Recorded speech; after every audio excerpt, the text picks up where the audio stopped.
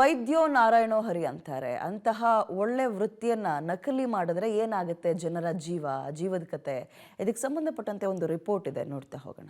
ಬಾಗಲಕೋಟೆ ಜಿಲ್ಲೆಯಲ್ಲಿ 384 ಜನ ನಕಲಿ ವೈದ್ಯರು. ಓದಿದ್ದು 10ನೇ ತರಗತಿ, ಮಾಡೋದು ಡಾಕ್ಟರ್ ವೃತ್ತಿ.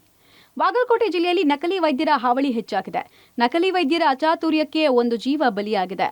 ಪೊಲೀಸರ ಪರಿಶೀಲನೆ ವೇಳೆ ಜಿಲ್ಲೆಯಲ್ಲಿ 384 ಜನರು ನಕಲಿ ವೈದ್ಯರು ಇರೋದು ಪತ್ತೆಯಾಗಿದೆ. ಅಚ್ಚರಿ ಅಂದ್ರೆ SSLC, PUC, ITI, BA, BCom ಓದಿದವರು ವೈದ್ಯರಾಗಿದ್ದಾರೆ. ಇದು ಜಿಲ್ಲೆಯಲ್ಲಿನ ಆರೋಗ್ಯ ಇಲಾಖೆ ಎಷ್ಟು ನಿರ್ಲಕ್ಷ್ಯ ವಹಿಸಿದೆ ಎಂಬುದಕ್ಕೆ ಹಿಡಿದ ಕನ್ನಡಿಯಾಗಿದೆ.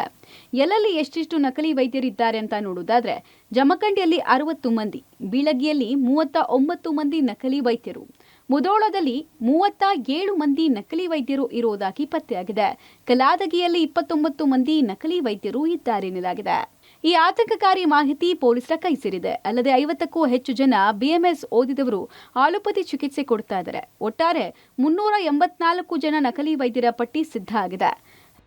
ಒಟ್ಟು 300ಕ್ಕಿಂತ ಹೆಚ್ಚು ವೈದ್ಯರು ಅಥವಾ ಅವರು ಯಾವುದೇ ಒಂದು ಅವರಿಗೆ ಅವಶ್ಯಕವಿರುವಂತಹ ಪದವಿಯನ್ನು ಹೊಂದದೇನೆ ಅವರು ಈಗ ತಮ್ಮ ಪ್ರಾಕ್ಟೀಸನ್ನು ಮಾಡ್ತಾ ಇದ್ದಾರೆ ಅಂತಕ್ಕಂಥ ಮಾಹಿತಿ ನಮ್ಮಲ್ಲಿದೆ.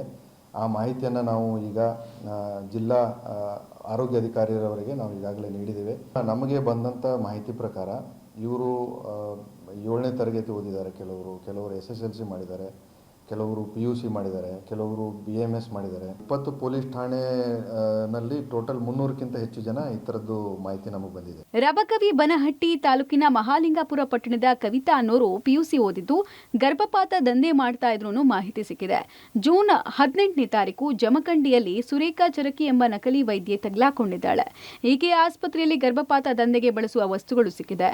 ಈಕೆ ಓದಿದ್ದು SSLC ಮಾತ್ರ, ಆದರೆ ಮಾಡ್ತಾ ಇದ್ದಿದ್ದು ವೈದ್ಯ ವೃತ್ತಿ.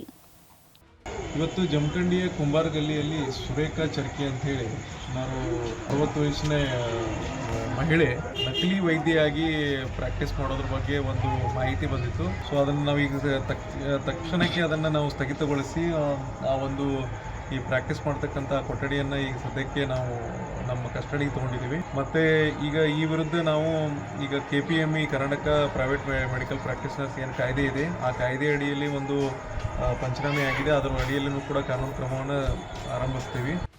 ಅಬಾರ್ಷನ್ ಆಗಿದ್ದ ಮಹಿಳೆಯ ಸಾವಿನ ನಂತರ ನಕಲಿ ವೈದ್ಯರ ಬಣ್ಣ ಬಯಲಾಗ್ತಾ ಇದೆ. ಪೊಲೀಸರು ಕೊಟ್ಟ ವರದಿ ಪ್ರಕಾರ ಆರೋಗ್ಯ ಇಲಾಖೆ ನಕಲಿ ವೈದ್ಯರನ್ನ ಗುರುತಿಸಿ ಕಠಿಣ ಕ್ರಮ ಕೈಗೊಳ್ಳಬೇಕಾಗಿದೆ.